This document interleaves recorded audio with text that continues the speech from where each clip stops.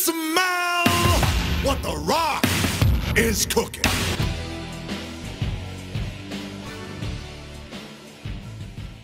Si cette musique vous électrifie, c'est complètement normal puisqu'il s'agit de Dwayne Johnson. Dans sa jeunesse, il va intégrer la NFL qui est la Ligue canadienne de football. Voyant son père et son grand-père évoluer dans une carrière de catcheur, c'est tout naturellement que Dwayne Johnson va se diriger vers le monde du divertissement sportif vers 1995 quand il avait 23 ans. Son père décide de le former. Le premier combat de Dwayne Johnson se fait le 10 mars 1996 à la World Wrestling Federation, l'ancêtre de la WWE. Oui, directement. Il a immédiatement lutté dans l'une des plus grosses fédérations de catch de l'époque et la plus grosse fédération de catch aujourd'hui. Il y battra Brooklyn Brawler. Son combat n'était pas au goût de la WWF, il ira donc ensuite à la USWA au Tennessee où il gagne 35 $ par combat. On est donc vraiment très loin de The Rock à la WWE. Son premier titre y fut gagné dans cette fédération.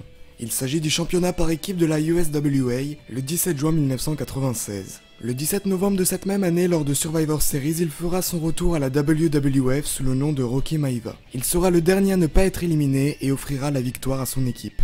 L'année 1997 marque la première rivalité de The Rock face à Stone Cold Steve Austin, qui était aussi une vedette montante à l'époque. Après que Stone Cold remporte le match décisif face au patron Vince McMahon, vainqueur du Royal Rumble de la même année, avec en jeu la possibilité d'affronter le champion, les deux lutteurs réentament alors une rivalité qui trouve son point culminant lors de WrestleMania 15. Le match est gagné par Stone Cold qui se fait voler sa ceinture par The Rock, demandant sa revanche lors de Backlash 1999.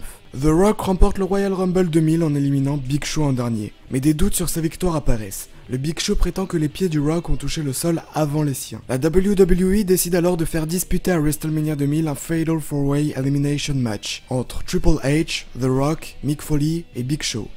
La particularité de la rencontre est le fait que chaque participant est accompagné par un membre de la famille McMahon. Ce qui sera un élément important lorsque Vince McMahon, qui accompagnait The Rock à la base, se range en faveur de Triple H et aide à sa victoire en donnant au Rock 2 coups de chaise. Il réussit néanmoins à reprendre le titre à Backlash 2000 pour la première fois en un an. Il le perdra un mois plus tard. De 2001 à 2004, il passe à 2 doigts de remporter le Royal Rumble. Il est aspirant numéro 1 au titre face à Kurt Angle. Il remportera ce titre à No Way Out 2001 et fera des retrouvailles avec son ancien rival, Stone Cold, lors de WrestleMania 17. Vince McMahon interviendra en faveur de Steve Austin durant le match, ce qui lui donnera la victoire. Dwayne fait quelques apparitions pendant l'année 2003, dont au Highlight Reel de Chris Jericho, et en décembre 2003 pour aider Mick Foley. Le 29 mars 2008, The Rock intronise son père, Rocky Johnson, et son grand-père, Peter Maivia, dans le WWE Hall of Fame. J'aimerais maintenant vous faire un top 5 des meilleurs matchs de The Rock selon moi. Je dis bien selon moi parce que je n'ai pas vu tous les matchs de The Rock, c'est un petit peu trop vieux pour moi, donc je vais faire un top 5 des matchs que j'ai vus de The Rock et qui m'ont le plus plu.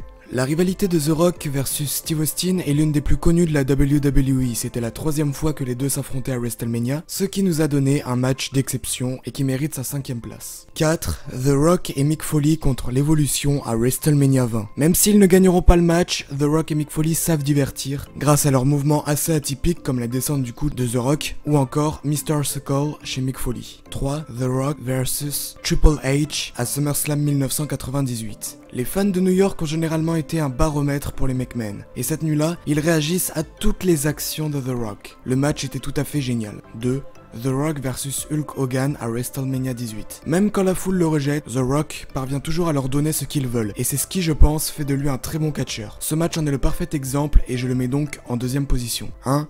The Rock vs Stone Cold Steve Austin à WrestleMania 17. J'ai mis ce match en première position car il est déjà d'une plus grande violence et c'est surtout le match le plus intense auquel The Rock ait jamais participé. Les moments de tension et d'incertitude dans le match l'a aidé à dépasser ses attentes habituelles. Pas étonnant que l'Attitude Era soit morte à la conclusion du match, rien ne pouvait être mieux que ça. Le palmarès de The Rock est la parfaite définition de sa carrière. Il a été 7 fois champion de la WWF et WWE, 1 fois champion incontesté de la WWE, 2 fois champion du monde de la WCW, 2 fois champion intercontinental de la WWF et de la WWE, 5 fois champion du monde par équipe de la WWF et de la WWE. Je précise qu'à chaque fois je dis WWF et WWE parce que il a catché durant le changement de nom de la fédération de Stamford. Il a été 3 fois avec Mankind du coup champion par équipe, une fois avec Undertaker et une fois avec Chris Jericho. Il a été le vainqueur du Royal Rumble 2000, même si ça aurait dû être le Big Show, vainqueur du tournoi Deadly Games au Survivor Series 1998, il a eu le Slammy Award 2012 du moment marrant de l'année, le Slammy Award 2013 du moment marrant de l'année, le Slammy Award 2013 du match de l'année contre John Cena à WrestleMania 29, et il a été 2 fois champion par équipe de la USWA avec Brett Sawyer.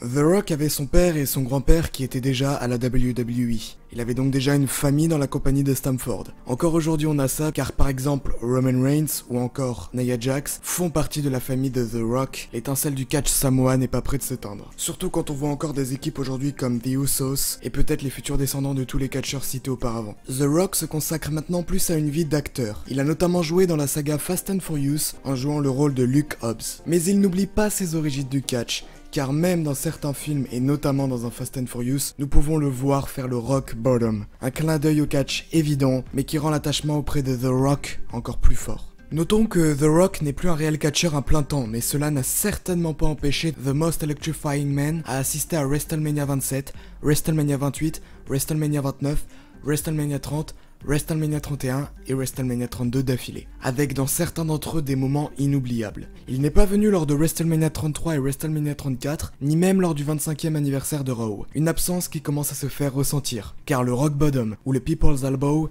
resteront les prises dont tout le monde se souviendra, des prises made in Rock. Espérons qu'il fera un retour lors de WrestleMania 35 ou même avant, en tout cas quelque chose est certain. En août 2019, nous fêterons les 20 ans de SmackDown et The Rock, qui a donné le nom à ce show, sera bien là pour faire vibrer. Que dis-je? Il sera bien là pour électrifier une fois de plus l'univers de la WWE.